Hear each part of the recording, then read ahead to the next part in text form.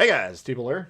Today we're going to be talking about the role of the sheriff in World of Warships Legends. American gunboat destroyers. There's Mordoff. If you don't have him, here's the Halsey build that I ran. You can do whatever you want there, but that's generally you want twist and track on these things. Sheriff. What's the sheriff born to do? Capture bases, in particular domination mode capture bases, capture points, and kill the enemy ships that are there trying to capture the bases, i.e. the destroyers. You are the top dog. You're the alpha predator when it comes to destroyer v destroyer fights. You should be able to kick the crap out of all of them if you do it properly, and they need to be afraid of you. So you go and get on the cap. If they dare send a destroyer towards you, you kill him. That's all you should be doing. Do not ever get bogged down, going all the way to the back of the enemy team, trying to torp them. Sometimes I'll see on Reddit where these guys post 150k games in the Benson, and they say, wow, this is one of the best games I've ever played. And I look at it, and it's a domination mode game, 0 base captures. And I think to myself, oh man, that's a disaster of a game. This game, well, we're going to have about 60k in damage.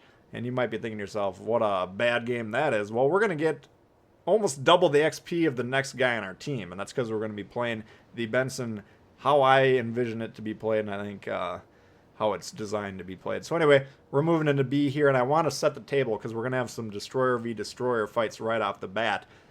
Usually when I'm seeing people, other players in their destroyer v destroyer fights, I see too much time spending launching torps, lining up torps. Very easy for destroyers to dodge. That's not the play you want to make.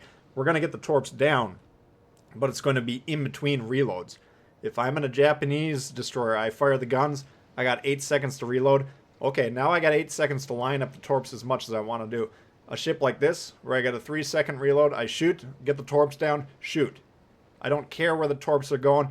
Basically what you're going to do is see where the indicator says it can possibly be going at max speed, which is usually what they're going to be doing, and then you just launch the torps somewhere short of that, because your game plan is to shoot, knock the engine out, and have those torps that you just threw out randomly hit them because their engine's disabled. They're no longer going full speed, and they're going to be going somewhere short. So initially I was going to torp that gap. T61 pops up here, and look where we drop the torps. Just anywhere. Not full speed, not on the indicator, because he's not, if he gets all the way there, we didn't knock out the engine, he's not going to get killed by the torps. Then we go back to the guns. Guns. Destroyer v destroyer fights are won by who uses the guns more. Usually the destroyer that dies is the one who's sitting there, oh, I got to line up the torps. I got to get these torps down. We don't even get the torps on this guy. He's already dead by the time, the torps get to him. I think he probably would have had a pretty decent shot at getting hit by the torps if he was still alive, but down he goes. And look at the health difference. We lost about 4 or 3,000 health for a full health T61. Extremely valuable piece. And we'll take that trade all day, any day. So now we've taken the ships that were pressing B, gotten them off the board. We're going to go ahead and capture B. We got teammates that went all the way around the edge of the map to get on A, so they're over there. We don't need to be worrying about A. But we got 2 other destroyers that we saw a minute ago, and of course we're the sheriff, so we're going to go ahead and kick the crap out of them.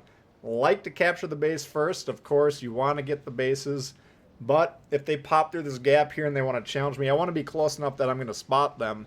I don't want to get outspotted by them, let them get a drop on me. So I'm getting kind of close to here, keeping an eye on it. I don't want to get rushed by any cruisers or anything, but, now we got some teammates capturing the base with us. We're going to go ahead and secure that.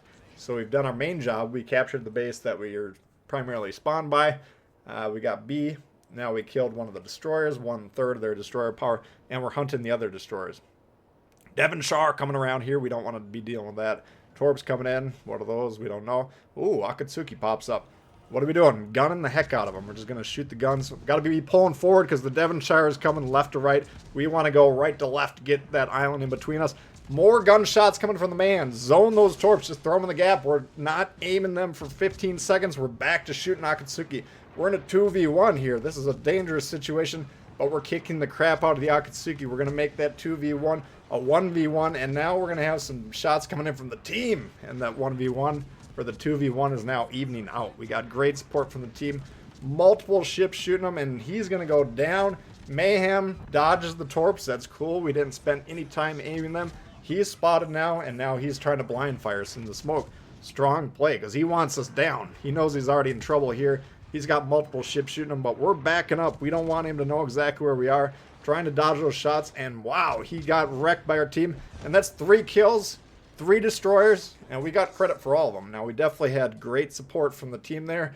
You saw all those shots coming in, and that's another huge key component of those destroyer v destroyer fights. You want to be closer to your support ships, and you want to have your fingers crossed that they're actually going to shoot those destroyers. Because if you're close to your support ships and they shoot them, you're going to win those fights.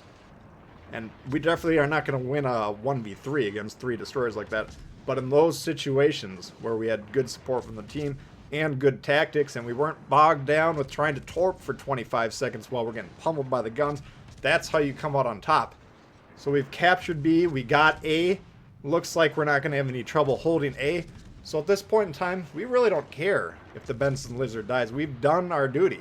The sheriff can hang up the spurs. Job well done, sir. You've done it all. So, you know, we got this cloud here. We're going to go ahead and use it. Pummel this New Mexico. And, man, he didn't check the forecast, but there's definitely golden showers in the forecast for this guy. Splashing him in the eye, getting his clothes all sticky. He's not going to have a good time.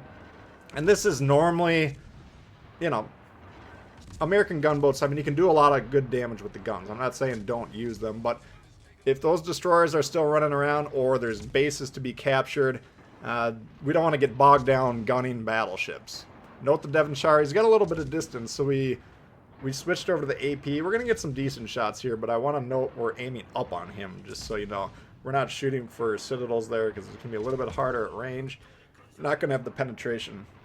But getting back to my point, you know, we've already done what we're doing. You might be saying to yourself, well, come on, dude, you got C still in red hands. You haven't done your job completely.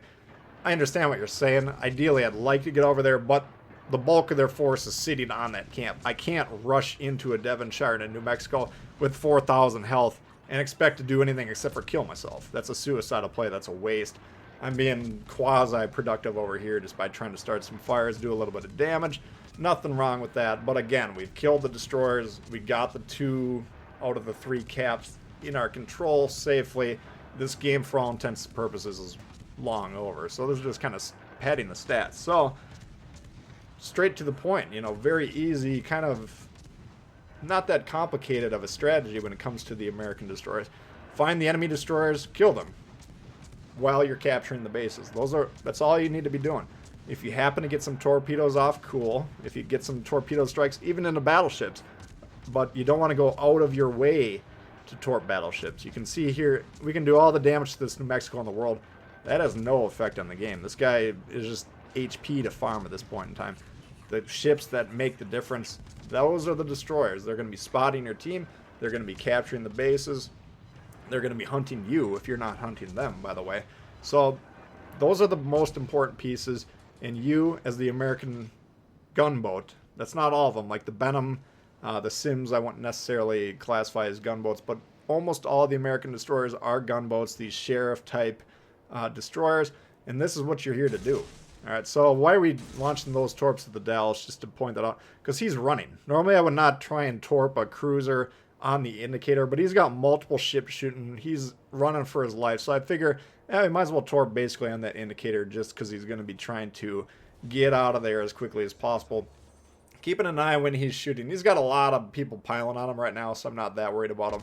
And frankly, if I die at this point in time, I don't think even the staunchest of throwing potatoes would possibly lose this game. But, you know, we're piling with the guns here. I just want to note this play. This is the advantage that more mobile ships have over less mobile ships. Now, the Dallas is a cruiser, of course, more mobile than a battleship, for instance. But look at this. I can basically control when I'm spotted just by going back and forth, and I can just thread the needle. You see there? Okay, we just drop spot, and I can still see him. We can still shoot at him, but I can dictate, can he shoot back at me or not? And that's going to frustrate the heck out of him. You're going to see eventually, there he goes and shoots at someone else because he's like, dang, I can't even see this guy. I can't hit him. Even if I want to blind fire him, he's kind of behind the island. I can't hit him. And we're going to go ahead and golden shower all over him too and take him out. So we got the 4th kill against a Dallas, a ship that normally you would never want an open water gunboat against. I wouldn't call that open water though, because we were heavily utilizing both spotting from our teammates and island cover, even though on the game screen we were very close to being on the edge of where the actual island cover was. So you can look for opportunities like that as well. And that's usually what you do. Once you've completed your sheriff role, you've killed the destroyers, you got your teams in control of the bases, then you go ahead and start utilizing the island cover because you got those floaty shells. You can just go ahead and start piling shots on over those. Get some extra damage. Get some bonus points, some style points for yourself.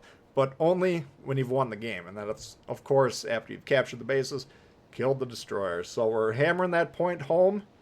And it's an important one because these are very, effective destroyers when played properly.